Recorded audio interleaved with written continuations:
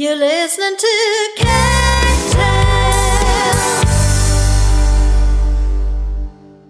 You're listening to Cat Tales, and I'm Kat.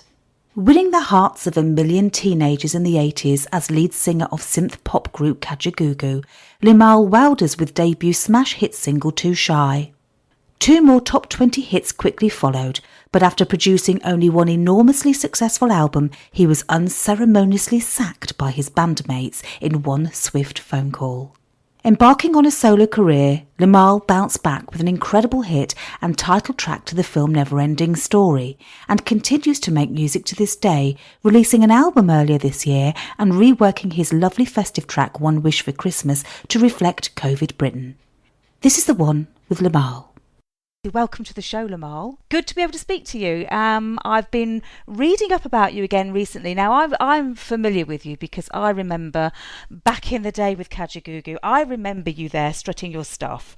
But a lot of people, probably the younger generation, are more familiar actually with you, with the TV shows you've done recently in the US, and of course the resurgence of a lot of your music on Netflix and Black Mirror and American Horror Story. It's all a big sort of difference, isn't it, from the 80s to where we are today. Do you want to just fill in a few of those blanks for those people who are not used to listening to you? Yeah, isn't it amazing? So 30 years after Too Shy, a song I wrote with my band Kajagoogoo from Leighton Buzzard.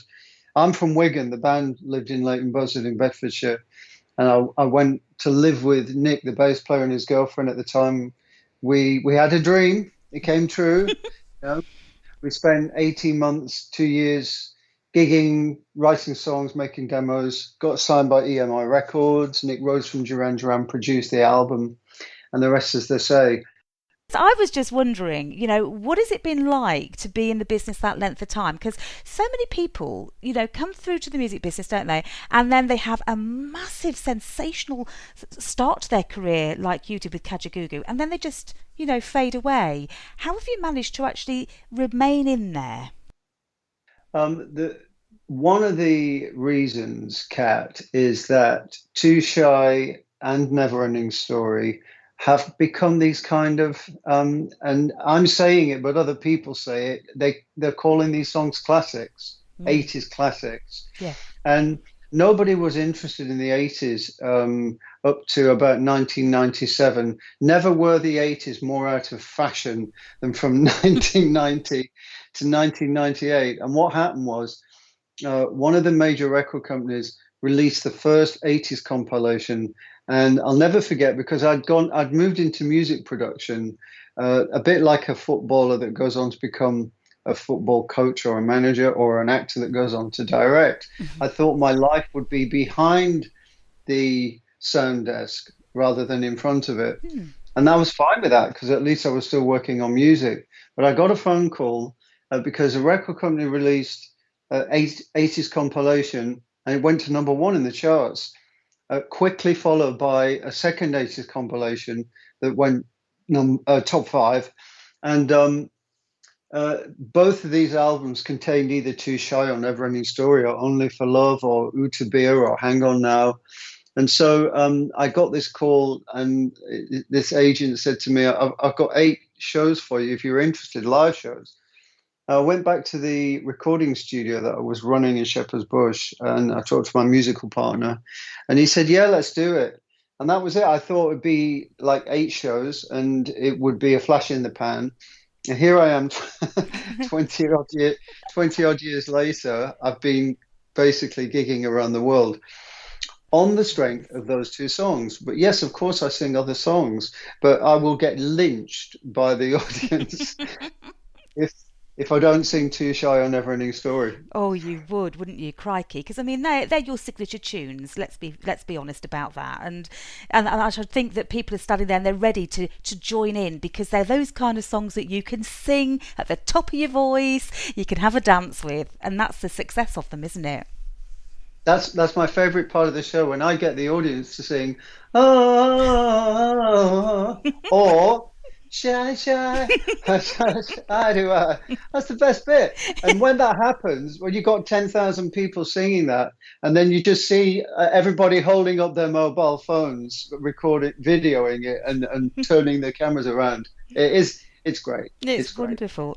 And it's lovely that you've had that resurgence of 80s music, because you're right. I mean, there was a time where it was almost like a bit of a dirty word, wasn't it, really? All the 80s, you know. But, you know, looking back, there was some absolutely fabulous music come out of the 80s, wasn't there? That was actually really substantial and well crafted music. Do you think the 80s has got a bit of a, you know, a bad rap over the years? Well, they talk about some people criticize the fashion, but there was some pretty bad fashion around in the 70s. Oh, yes. you know, what happened was the late 70s, we had miners' strikes, power cuts, we had anarchy, we had, and that was all, and punk music was kind of unmelodic, aggressive, pain, spitting, piercings. And what happened was around 1980, was it Mrs. Thatcher got in 79? There was this kind of new optimism, I think, and that was reflected in the music. So the new kid on the block musical block really was the synthesizer. Yeah. And the synthesizer was this brand new sound, and it was exciting, and it sounded like the future. And so you had a plethora of bands that were using synthesizers, including Kajagoogoo. So you had Human League, Soft Cell, Eurythmics, and others. And and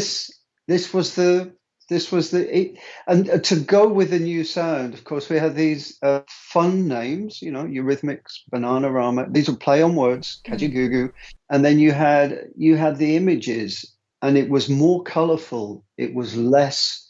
It just felt a bit dark, the sort of mid to late 70s, and so I really think that was it culturally. That was part of what it was about. I think you're absolutely right. And the fashions were really big, weren't they? I mean, obviously they were in the 70s with the punk, but I think what was more encompassing about the 80s was the fact that actually anybody anywhere in the country could actually put on something colourful. They could do their hair in a wacky way, couldn't they? And they could be part of the scene.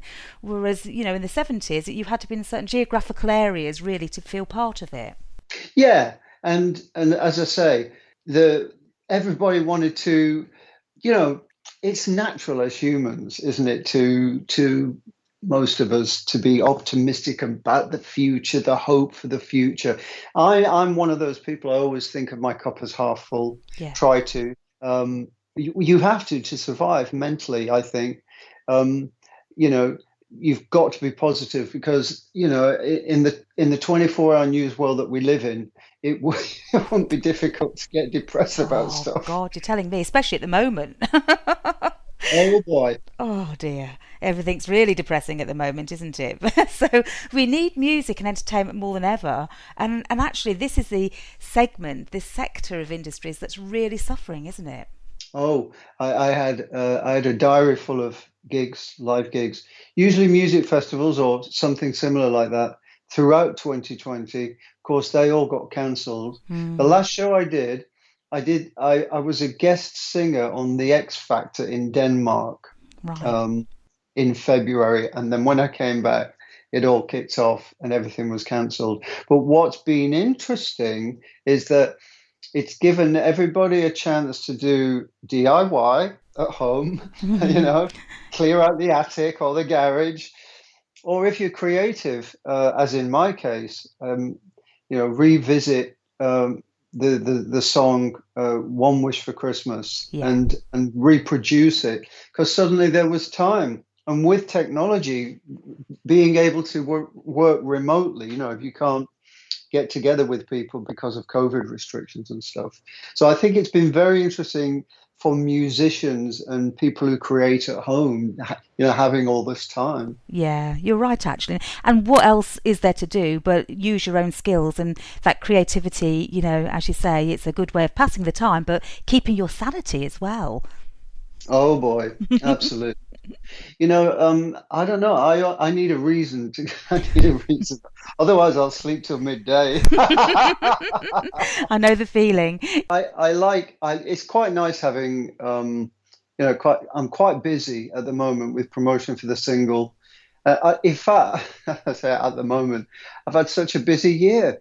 Even though we've been in lockdown, I've been busier than ever because all the interviews can be done from home Yeah, via Skype, or I've been doing Zoom with all over the world. It's quite fascinating, really.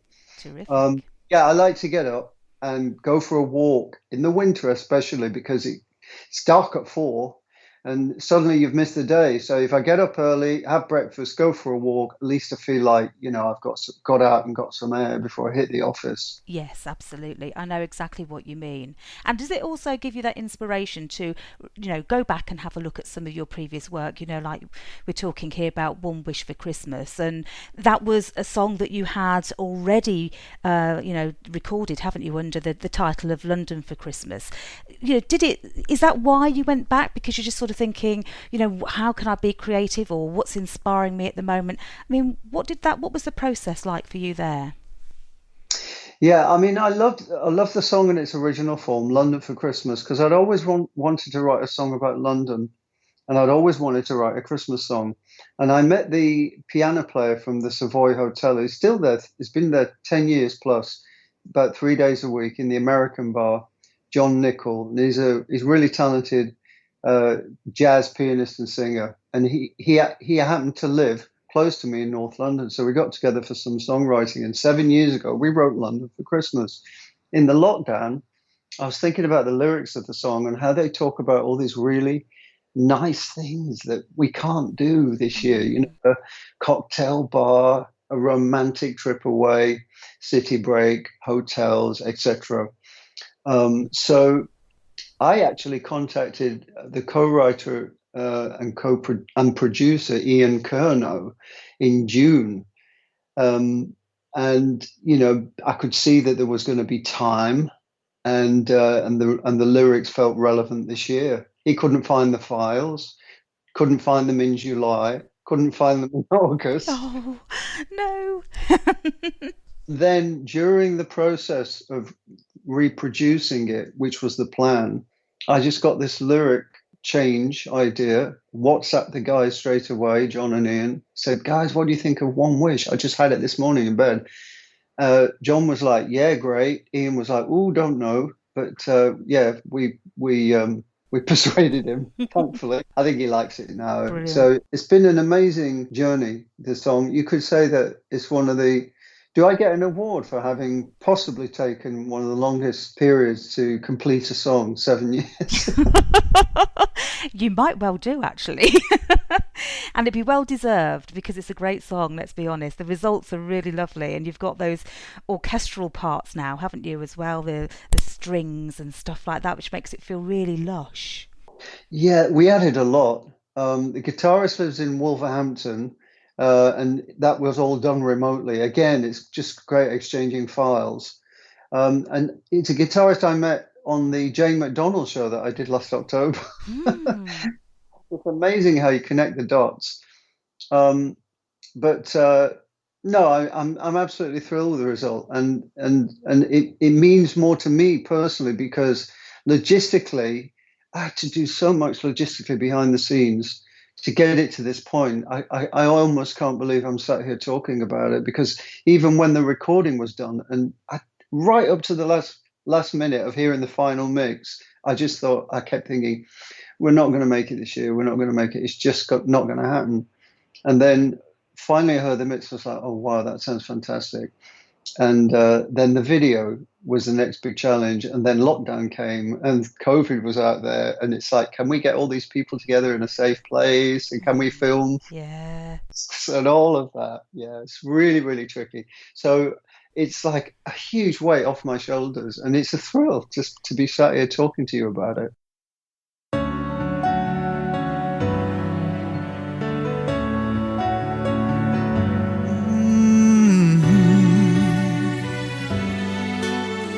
Christmas tree will be beautiful in Trafalgar Square.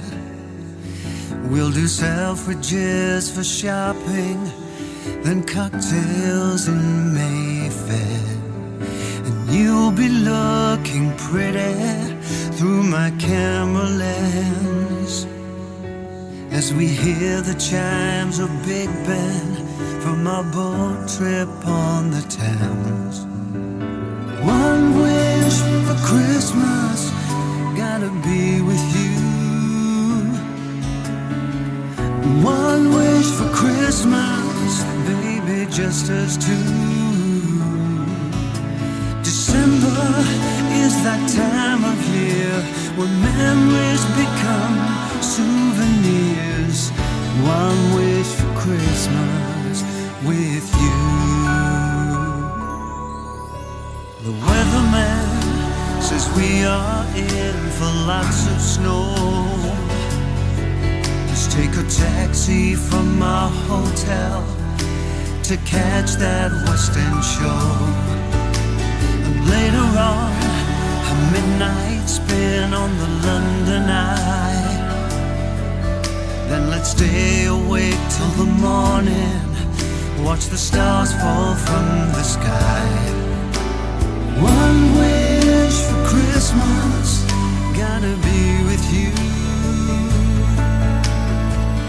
One wish for Christmas, baby, just us two. December is that time of year when memories become souvenirs. One wish for Christmas with you. Oh, baby, me and you. Oh, darling, I got my suitcase packed and ready. Now, baby, picture us together at Christmas time.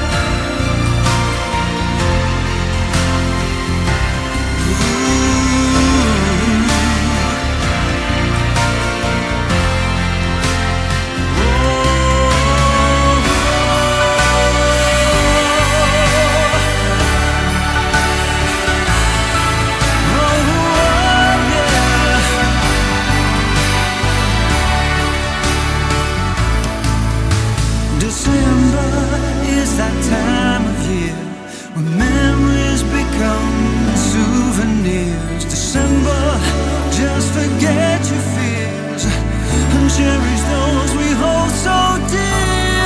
One wish for Christmas, one wish for Christmas, one wish for Christmas with you.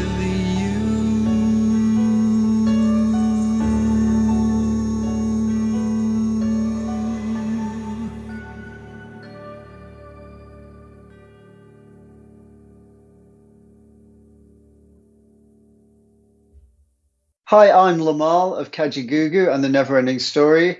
Don't be too shy to listen to Cat Tales.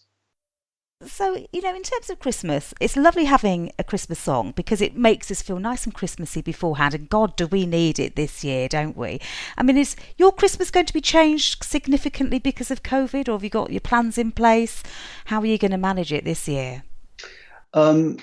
My plans will be almost the same. I'm just nervous, because people can have the virus and they don't know they've got it.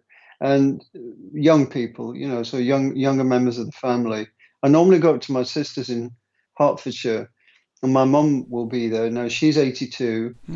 Now, I'm 61. I'm a former smoker, and I worked in nightclubs for like 4 or 5 years, which was very smoky back then. Yes. When smoking was allowed and smoke machines were used. And so I do worry, even though I feel reasonably fit, and the doctor tells me I'm fit, but you just don't know, do you? So I think it'll be there lurking in the background as a concern. Yeah. But hopefully this will be the only one, and we'll all look back and go, phew. Yeah. We will, won't we? Spelled PHEW, yeah. Yeah, no, I totally agree a bit. I mean, it's going to be around for a while. We've got to admit that, haven't we? And we'll get back to performing live because, this is the thing for the music industry. It's all being missed, isn't it? Oh boy, yeah. I mean the hospitality industries, and I think suddenly we all realize, how. I mean, the fun stuff the fun stuff, hotels, restaurants, pubs, Yeah. country pubs, theatre, plays. Oh boy, flying, holidays, Yeah. life without all that stuff. Boy, it's going to have so much more value when it comes back. Oh my Yeah. goodness, it will indeed, and let's hope the gigs that you've got booked in for next year go ahead. I'm crossing my fingers. I'm sure it's going to be fine. Yeah, yeah, hopefully. Yeah, I'm sure it will. I think, once the vaccine rolls out, it's deceiving because I've known loads of people that have had it and they've been fine. My hairdresser and his wife got it in Soho. They were like fairly sick for 2 days and just tired really, lost their sense of taste and smell, but they were fine. My brother who lives in Wigan got it. He was ill for 2 days and he was fine. My neighbor got it. She was quite poorly for a week at home, but didn't need to go to hospital, but she's fine.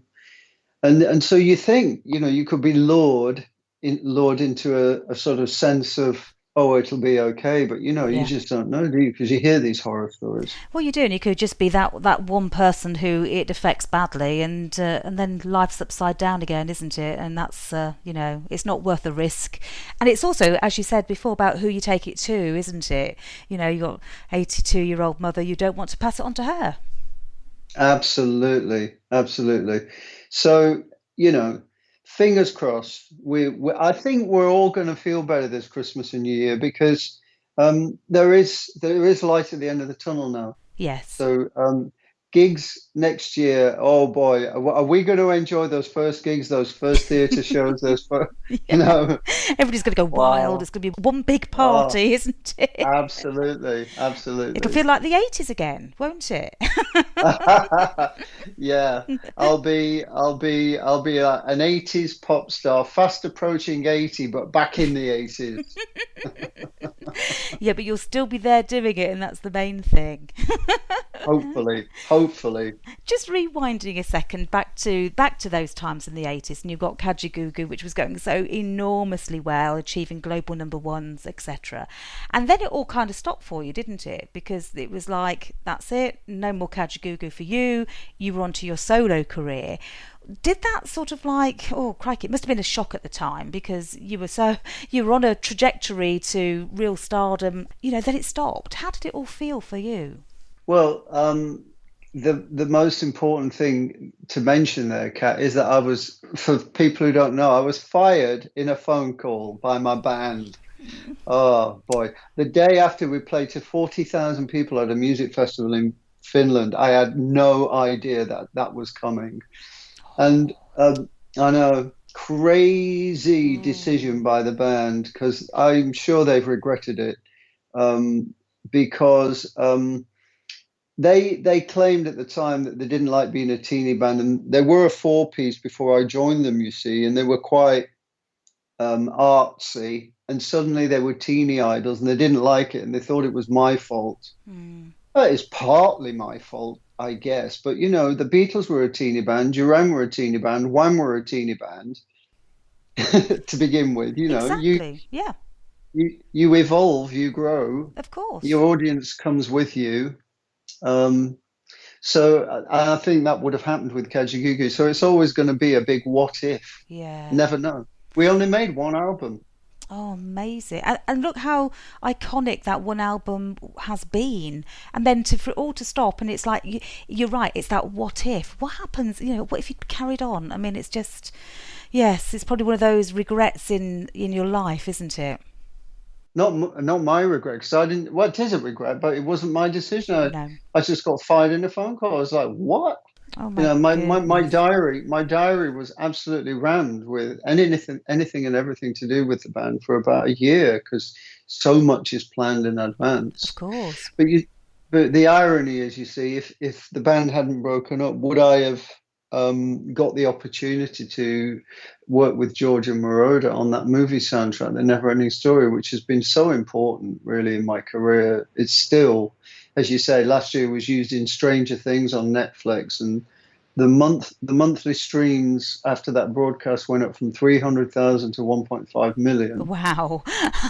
Oh, that's A incredible. whole new audience, a whole new young generation introduced to the song, you know. Brilliant.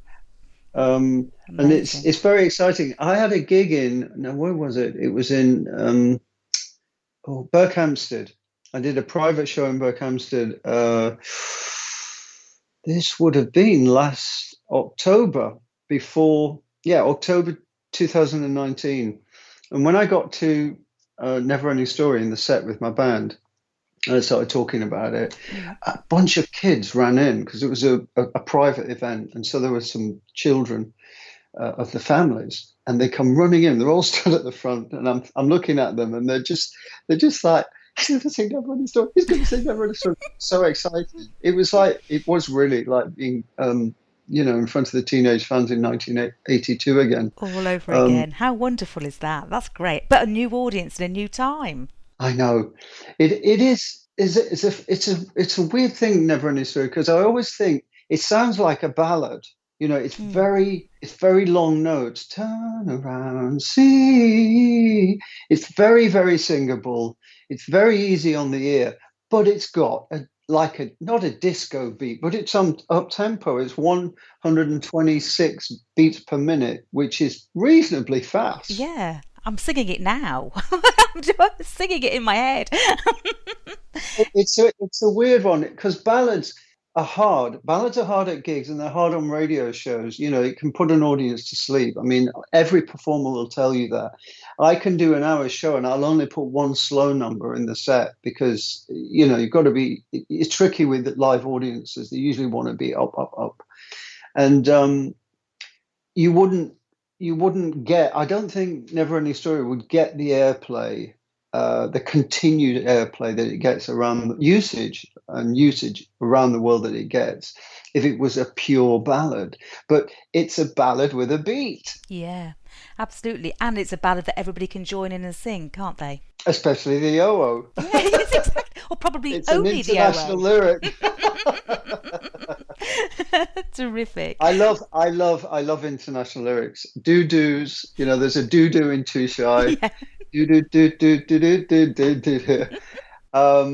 It's great, because going around the world, you realize quickly, even shy is quite easy for foreigners to sing. Yeah.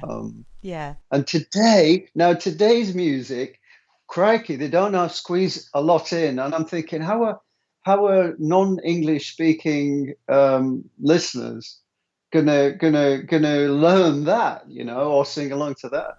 Yeah, it's a good point, isn't it, really? Did you have that in mind when you actually wrote that, or was that just because it captured that moment in time and it came out, like that at the time? Oh boy, no, we couldn't have possibly planned that. No, had no idea. We didn't even know what we was writing, really. We just like jamming around, throwing it. That's the thing about songwriting. Part of songwriting, I think, is making a recording as well, Yeah. because it's records that excite us. I mean, there's certain records that just excite me as an overall sound. You know what I mean? Yeah. And the sound of Too Shy, Neverending Story is part of the appeal of the song, and you can't bottle that formula. You've got to. The way I look at it is this: we're like the people you see on a beach with a metal detecting machine looking for treasure. That's what we are as songwriters. We're looking for treasure, and we're not quite sure where we're going to find it. And these days, because we've got a century of songs, of lyrics, of melodies, you've got to dig even deeper. It's really, really tricky. Yeah, it must feel like it's all been done before. So how do you come up with something that's unique and going to be captivating other people's attention? That must be so hard. If I knew the answer to that question, Kat, I would be a billionaire. Yes, that is true. And we'd all probably be having a go at it, wouldn't we? Let's be honest. It's just not something you can buy off the shelf, you No, know. I no. mean, certainly there are music production, or there are certain periods of time where a team of people have got together and they've been able to create an incredible body of music because they have I hate to use the word formula, but it's kind of a tried and tested route. But even Motown, for example, you had your three big writers, but there was more than three. But everyone associates Motown with Holland, Dozier Holland, Yeah. and you had all those great artists. But Motown released a lot of stuff that wasn't good. In fact, it didn't get released. You had PWL Yeah. over here. You had the sound of Philadelphia in the 70s from Philadelphia, which was trying to emulate Motown. You've got the Georgia Moroder sound. You've got the David Foster sound that works with, crikey, he's worked with everybody. That's the American producer. Then you've got Trevor Horn here, who did ABC and Frankie Goes to Hollywood, Dollar. Oh, yes. Amongst others. So sometimes a team can just be on a roll, but even then it isn't a formula. I still don't think there's a formula. No. And as you say, if there was one, we'd all be doing it and making millions at it, wouldn't we? So it's probably just as well there isn't, because it makes people like you special, sets you aside, doesn't it? It is true. It is true. So what's next for you then, Limahl? We've got the single out now, obviously, and you're still performing and you're still writing, well, performing when you can. What's on your cards for the future, shall we say, if you had a magic wand that you can make it all right now? Yeah, that's an interesting question. So it was never in my plan to re-record again. I'd just been happy touring the world on the strength of Too Shy, Neverending Story and performing other songs. And it's enjoy. I enjoy that, I enjoy traveling. I enjoy performing. But I decided to release something because I got onto social media 3 years ago. It's very hard for people to get record deals. But now with social media, you can get direct to the world, literally to the world. And we were worldwide artists. So I've kind of been buoyed on by, how all of that, the connection, the responses. And so I released a single in March called Still in Love that really surprised me, got two particular reviews, were so complimentary. And I think partly because of, time, Mm-hmm. and the Brit critics are very good at re-evaluating something when they see America taking notice. So I think It's either good or bad. Who knows? No, but it's true. Oh. And so after the American TV shows used Too Shy, Neverending Story, I think, I don't know, it just felt like the right time. So I had two amazing reviews in March of the single Still in Love. And then I thought, okay, that's interesting. And so now I've done One Wish for Christmas.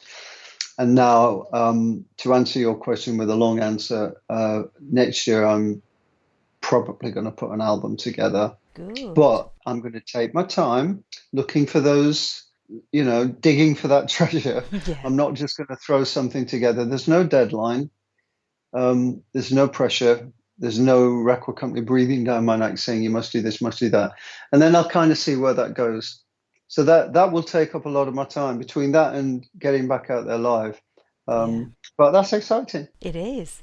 That's what I'm here to do. I'm the kid. I was the kid at the back of the classroom, ignoring the lesson and listening to my tiny radio, obsessed by music.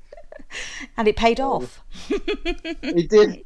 Thankfully, it paid off. Yeah, absolutely. Oh, well, Limahl, I wish you all the best with that. I wish you the best with yours and everything. But amazing. I like what you just said, Kat. I think that could be the title of my autobiography, couldn't it? It paid off. Yes. There you are. I'll send you my bill later. Yeah. Oh, no, I'll get my lawyers to contact you about yes. Oh no, that sounds a really good thing to do. Actually, I think you should do an autobiography. Most definitely.